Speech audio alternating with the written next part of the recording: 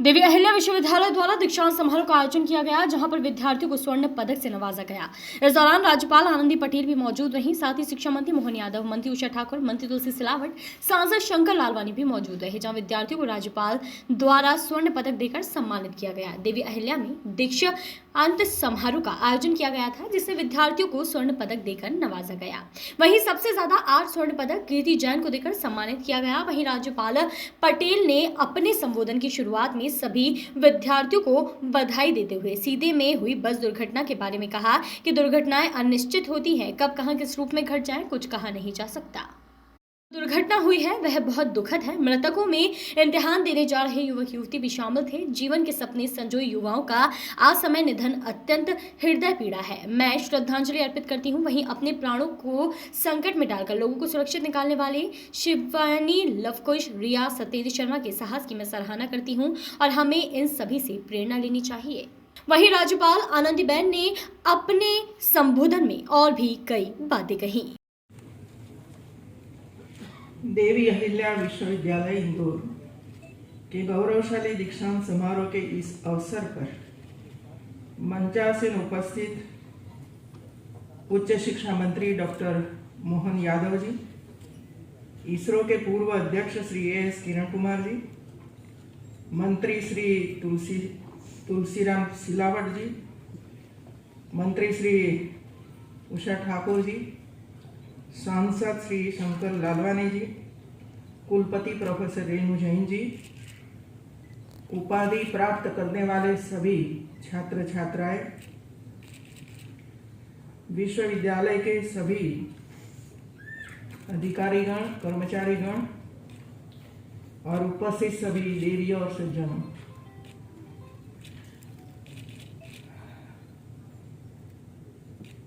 दुर्घटनाएं अनिश्चित होती है, कब कहाँ किस रूप में घट जाए कुछ कहा नहीं जा सकता। सीधी जिले में हुई बस दुर्घटना अत्यंत दुखद है। मृतकों में इम्तिहान देने जा रहे युवा लड़के लड़कियां भी शामिल थे। जीवन के सपने संजोए युवाओं का असमय निधन अत्यंत हृदय विदारक है। घटना में दिवंगतों के प्रति श्रद्धांजलि अर्पित करती हूँ। मैं ईश्वर से उनके परिजनों को इस गहन दुख को सहन करने की शक्ति देने की प्रार्थना करती हूँ। घायलों के प्रति शीघ्र स्वस्थ होने की कामना करती हूँ। अपने प्राणों को संकट में डालकर लोगों को सुरक्षित निकालने वाले साहसी शिवरानी, लवकुश लुनिया और सत्येंद्र शर्मा के अदम्य साहस और सेवा भावना की मैं सराहना करती हूँ। हम सबको उनसे प्रेरणा लेनी चाहिए। आशा करती हूँ कि आप सब भी जीवन में सदैव संकटग्रस्त लोगों की मदद के लिए आगे बढ़कर प्रयास करेंगे। ऐतिहासिक पृष्ठभूमि के साथ सांस्कृतिक, साहित्यिक, अकादमिक एवं खेल आदि गतिविधियों के लिए इंदौर नगर सुविख्यात है। यह अत्यंत गौरव का विषय है कि इस विश्वविद्यालय का नाम लोकमाता देवी अहिल्या बाई के नाम पर है, जिन्होंने लोक कल्याण के लिए अपना सर्वस्व न्यौछावर कर दैवत्व प्राप्त किया है। महिषी पुण्य नारी देवी अहिल्या का मैं सर्वप्रथम स्मरण एवं नमन करती हूँ। अभी उसकी एक सीरियल चलती है, वो देखते हैं। देखिए, ग्राम्य में छोटे से गांव में जन्मी एक लड़की, एक तो परमेश्वर पर इतनी आस्था, गरीबों के प्रति दया भाव और मदद की भावना, पशुओं के साथ प्रेम, और मन में जो आता था वो हम हमेशा प्रश्न करती ही रहती थी, ये क्यों है, ये क्यों है। जैसे कि एक फ्रेंड उसकी थी, बाल विवाह हुआ और बाद में उसके बाल निकाल दिए गए। तब उसने इतने प्रश्न पूछे कि क्यों ये हो रहा है, इतने लंबे बाल क्यों कटवा गए। इसका उत्तर कोई नहीं दे सकता था। ऐसी कई घटनाएं, सोशल घटनाएं देवी अहिल्याबाई के साथ जुड़ी हुई है और ये जन्म से है। ऐसी देवी अहिल्याबाई ये विश्वविद्यालय के नाम से जुड़ी हुई है, जिसने कई समय तक टेक्नोलॉजी के माध्यम से पूरे देश को आगे बढ़ाने का प्रयास किया है। ऐसे किरण कुमार जी ने बहुत ही शॉर्ट समय में काफी बातें हमारे समक्ष की है और मैं कुलपति को विनती करती हूँ कि इसकी छोटी सी नोट्स जो उन्होंने प्रवचन किया है वो सभी विद्यार्थियों को दे दें। संशोधन क्या है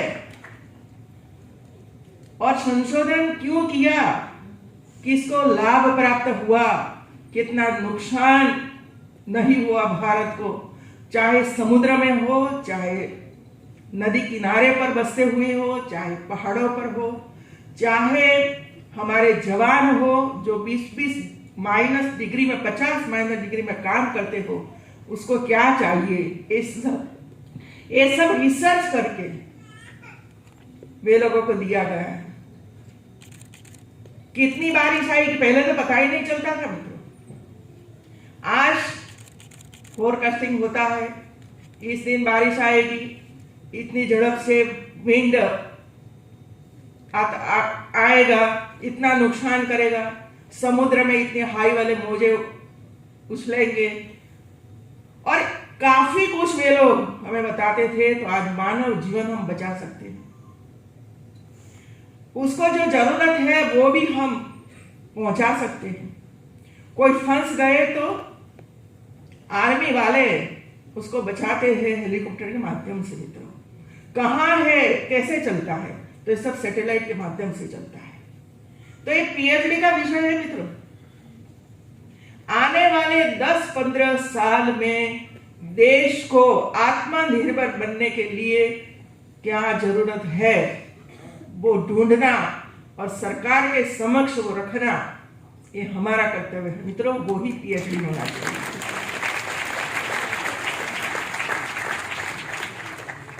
अभी हमारे उच्च शिक्षा मंत्री ने बताया और हमारी नई शिक्षा नीति में भी है कि 2030 तक हमारे भारत के युवा 50% ग्रेजुएट हो, एमए हो, मतलब उच्च शिक्षा प्राप्त करें, हायर एजुकेशन प्राप्त करें। लेकिन हमें ये पहले सोचना पड़ेगा कि हमारे छोटे छोटे बच्चे 100% पहली कक्षा में दाखिल हो गए, तब धीरे धीरे जाकर 50% तक हम पहुंचेंगे पड़ेगा। और यूनिवर्सिटी भी, कॉलेज भी इसके साथ जुड़ना पड़ेगा कि हमारी जो 3 साल से 6 साल की उम्र के बच्चे जो है वो कुपोषित है तो उसके लिए प्रयास करें, हमारी किशोरियां कुपोषित है तो उसके लिए प्रयास करें, हमारी प्रेग्नेंट वुमन है जिसको 5,000 रुपया मिलता है, वो मिला तो है लेकिन यूज होता है कि नहीं होता है उसका कोई पता नहीं है हमारे पास, हमने तो दे दिया, इसका परिणाम मिला कि नहीं मिला। अबज रुपया का खर्च होता है, लेकिन जो उद्देश्य से वो दिया जाता है वो उद्देश्य फलीभूत हुआ कि नहीं हुआ ये हम नहीं देखते हैं मित्रों, नहीं देखते हैं। बच्चे आते कितने हैं, कितने चले जाते हैं, 7वीं कक्षा तक कितने बच्चे पहुंचे, इसका कोई हिसाब किताब भी नहीं हो रहा है। और इसके लिए जो प्रयास होना चाहिए, कक्षा 1 में से 5 बच्चे चले गए तो उसको ढूंढना, वापस कक्षा 1 में लाना, 5वीं कक्षा में से चले गए उसको ढूंढना, कहाँ कहाँ गए हैं, क्यों नहीं आते हैं देखना, फिर वापस स्कूल में लाना और उसको पढ़ाना। ऐसे प्रयास सतत हम करते रहेंगे तो ही 2030 तक 50% युवकों को हम आगे बढ़ा सकते हैं मित्रों।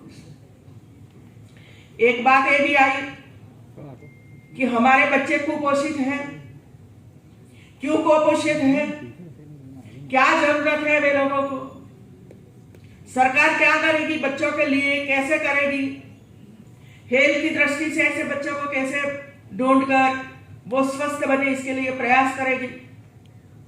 सगर्भा माताओं के लिए हम क्या करेंगे?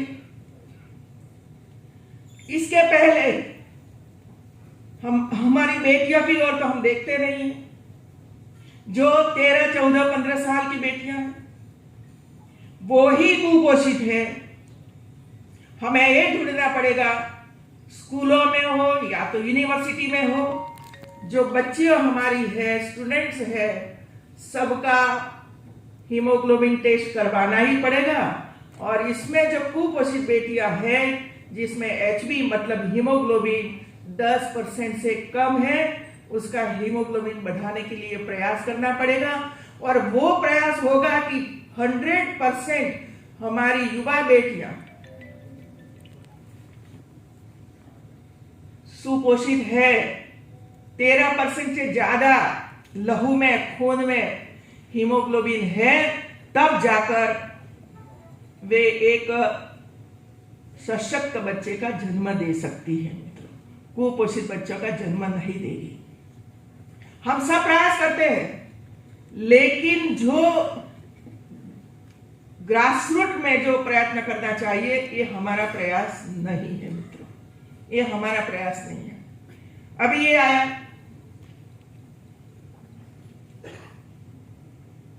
छोटी उम्र में मैरिज, 12-15 साल की बेटी अभी तो बड़ी हुई नहीं, उनको पता ही नहीं कि विवाह के अनुपति क्या है, और उसका विवाह किया जाता है। वो 1-2 साल के बाद मां बनती है, वो ही कुपोषित है, तो उनका बच्चा भी कुपोषित होगा। गरीबाई क्यों है? गरीबाई का वो ही विषय है मित्रों, इसके साथ वो ही जुड़ा हुआ है।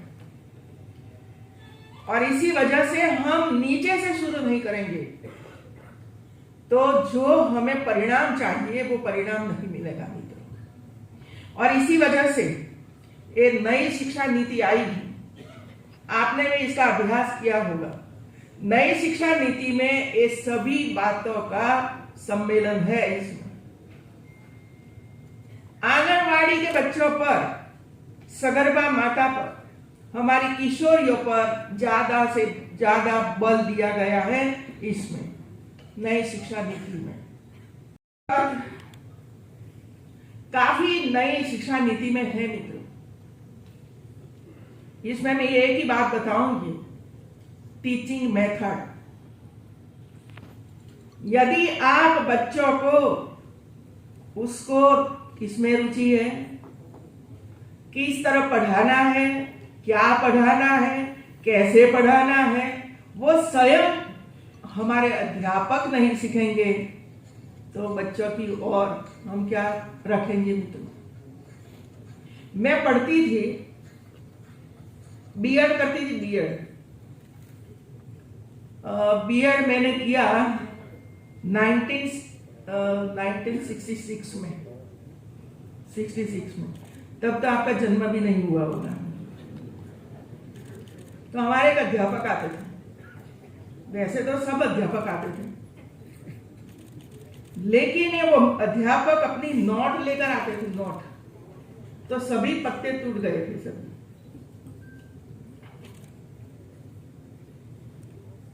पीले हो गए थे, पीले। और 15 साल 20 साल से वो ही नोट्स उसके पास थे, इसमें कोई चेंज नहीं था। मैं और मेरी सिस्टर साथ में बैठते थे, हम तो लिखते ही नहीं थे, क्योंकि हमें पता था कुछ नया नहीं मिलता है, इसके ज्यादा हमारे पास ज्यादा है। कि आप क्यों नहीं लिखते हो? तो मैंने कहा कि मेरी सिस्टर लिखती है, हम 2 बहनें साथ में रहते तो पढ़ लेंगे। फिर उन्होंने पूछा, यदि ये आपकी बहन की नोट्स कहीं गुम हो गई तो? मैंने कहा, सर आपकी 15-20 साल की नोट गुम नहीं हुई है, तो हमारी 1 साल की कैसे गुम हुई?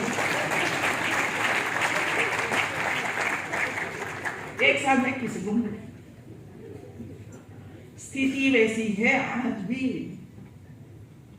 नया पढ़ना, स्टूडेंट्स को कुछ नया देना। दूसरा, मैं मैथ साइंस पढ़ाती थी, सालों से वो ही पढ़ाते रहते थे, नो चेंज। नई शिक्षा नीति में ये अच्छी बात लिखी गई है, 70% पाठ्यक्रम जिस ऊपर से आएगा, केंद्र में से आएगा, और 30% पाठ्यक्रम ये अपने अपने हिसाब से यूनिवर्सिटी अपने हिसाब से करे, स्टेट गवर्नमेंट अपने हिसाब से करे, अपना जिला अपने हिसाब से करे, ये छूट दी गई है। अभी कसौटी हमारी है, वो ही रखना है या कुछ नया इसमें डालना है, ये कसौटी हमारी है। यदि हम प्रयास करेंगे, बैठेंगे, चिंतन करेंगे कि क्या ऐड करना है, तो समय निकालना पड़ेगा, स्टडी करना पड़ेगा, कई लोगों को पूछना पड़ेगा, सेमिनार करना पड़ेगा, क्या जरूरत है, नए पाठ्यक्रम बना रहे हैं इसमें, तो वह 30% नया हम डाल सकते हैं, कर सकते हैं, लेकिन हमें कुछ नहीं करना है। ऐसा करो, अभी ऊपर से जो आया है ना पूरा वो ही डाल दो, कोई जरूरत नहीं है, तो नई शिक्षा नीति का कोई प्रभाव नहीं पड़ेगा मित्रों। और सबसे अच्छी बात यह है कि अध्यापकों को मॉड्यूल्स तैयार हो रहा है, वो मॉड्यूल्स के अनुसार उनको भी पढ़ना पड़ेगा, पड़ेगा। चौथी बात है, अभी एक इंजीनियरिंग का स्टूडेंट्स है, लेकिन शुरू से ये संगीत जानता है या ड्राइंग जानता है, तो उसको लगता है कि मुझे तो एक सब्जेक्ट के तौर पर संगीत लेना है, या तो ड्राइंग लेना है, या तो कोई हिंदी लेना है, संस्कृत लेना है, तो उसको छूट दी गई है, तो ऑनलाइन पढ़ो, या तो कॉलेज में कोई आपको पढ़ाए, जिसकी वजह से आप ऐसे विषय ले सकते हो मित्रों। और ये अभी जरूरत है मित्रों, क्योंकि हमारे यहाँ परंपरा रही, केमिस्ट्री का विषय, केमिस्ट्री का प्रोफेसर केमिस्ट्री पढ़ाएगा, केमिस्ट्री का टीचर स्कूल में केमिस्ट्री पढ़ाएगा। यदि कोई टीचर नहीं है, फिजिक्स पढ़ाओ तो बोलेगा कि नहीं, फिजिक्स मैं नहीं पढ़ा सकता। ये धीरे धीरे बंद होगा, अभी तो सब कुछ पढ़ाना पड़ेगा, सबको सब कुछ सीखना पड़ेगा। ये सभी प्रावधान हमारी नई शिक्षा नीति में है। अब मैं चाहती हूं कि देवी अहिल्याबाई विश्वविद्यालय इसमें अग्रिम रोल अदा कर सकती है।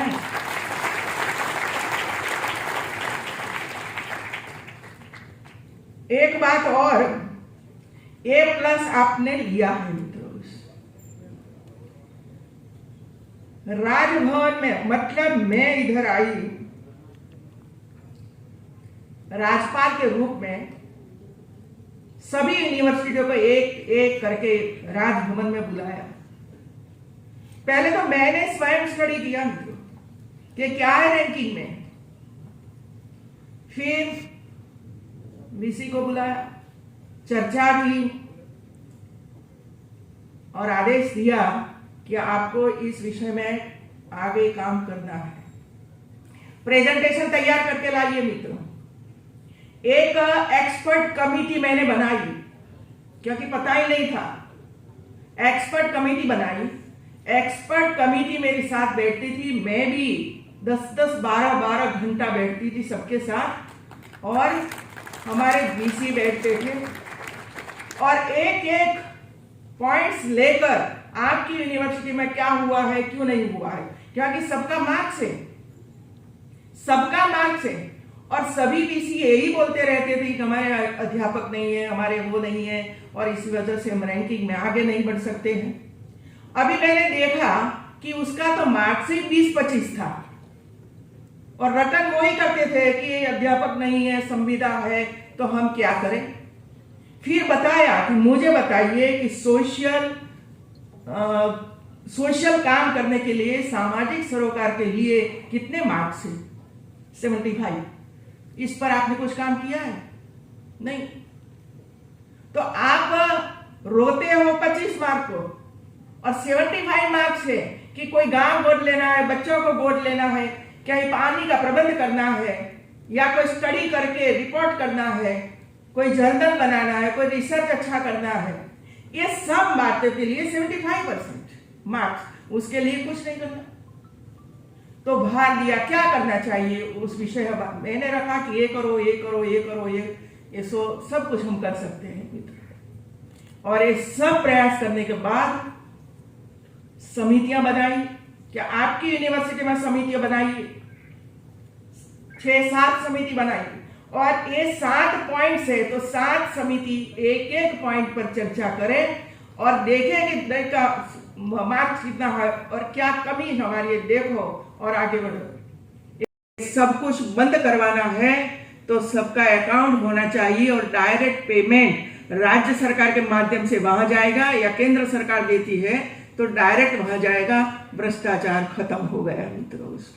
लेकिन उसी समय किसी को पता नहीं चला कि मोदी जी क्यों कर रहे हैं, लेकिन एक के बाद ये योजनाओं आती रही और पैसे सब लोगों को मिलते रहे। तब पता चला कि 1 साल पहले ये जनधन योजना क्यों शुरू की गई थी। ये दीर्घदृष्टि थी हमारे प्रधानमंत्री की। सोचा जाता है कोई भी योजना बनती है तो इसकी अमलवारी कैसे होगी, कैसे लोगों के हाथ में पैसे जाएंगे, लाभ कैसे मिलेगा। देखिए युवाओं के लिए यूनिवर्सिटियों में भी आप देख लीजिए भाई, नई शिक्षा नीति को युवाओं के लिए कितने कितने प्रावधान किए गए हैं। भविष्य में उसको कहीं भी जाना है तो उसको ट्रेनिंग मिले, ये भी प्रावधान इसमें है ही मित्रों। और इसी वजह से जब हमें आत्मनिर्भर भारत बनाने की बात करते हैं तो यूनिवर्सिटी हो या तो प्राइमरी एजुकेशन हो, वहां से आत्मनिर्भर की शुरुआत हो रही है। छठी कक्षा के स्टूडेंट्स को भी कहीं न कहीं सीखने के लिए, देखने के लिए जाना पड़ेगा। इसमें प्रावधान किया गया है मित्रों। आज तो हम हमारी यूनिवर्सिटी विद्यार्थियों को भी ऐसे कोई, जैसे कि हमारे गुजरात में रिलायंस है, इतनी बड़ी फैक्ट्री, इतना बड़ा काम, लेकिन स्टूडेंट्स कभी नहीं जाते थे। अब जब तक देखेंगे नहीं तो सोचेंगे कैसे, सोचेंगे नहीं तो करेंगे कैसे। तो हम लोगों ने रिलायंस को ही बुलाकर मैंने कहा कि आप 2 स्पेशल लग्जरी बस गुजरात को दो और सभी स्कूलों में से जो साइंस के हमारे विद्यार्थी हैं वो विद्यार्थियों को स्कूल वाइड ले जाए और आपकी फैक्ट्री वहां दिखाए और साथ साथ में उसका भोजन, नाश्ता सबका प्रबंध करो। तो बच्चे जाने लगे, देखने लगे, देखेंगे तो आगे बढ़ेंगे मित्रों। तो ये जो टूर प्रोग्राम है वो तो होता ही नहीं है मित्रों। कभी कभी अच्छी यूनिवर्सिटी होगी तो करती होगी, लेकिन मैं ये मानती हूं कि पहली कक्षा से लेकर कॉलेज स्टूडेंट्स तक ये होना चाहिए कि उसने अपना गांव भी देखने लगा, गांव भी देखे, फिर नजदीक का तहसील देखे, फिर जिला देखे, फिर स्टेट देखे। स्टेट में भी अलग अलग प्रकार के चलता है, मान लो कि ऑफिसें चलती है, उसका स्टडी करें, कैसे प्रबंध होता है उसका स्टडी करें, केंद्र राज्य सरकारी की योजनाओं का स्टडी करें, कितना लाभ हुआ। ये जब तक हम स्टडी नहीं करेंगे तब तक जो लक्ष्य था हमारा और जो अचीवमेंट करना था कि वहां हमें पहुंचना है तो वहां पहुंचे कि नहीं पहुंचे वो तो होना। और इसी वजह से मैं बताऊं कि नई शिक्षा नीति में ये प्रावधान किया गया है कि पीएचडी का विषय कैसा होना चाहिए। अब आपके तरीके से पीएचडी का विषय आप पसंद नहीं कर सकते हो।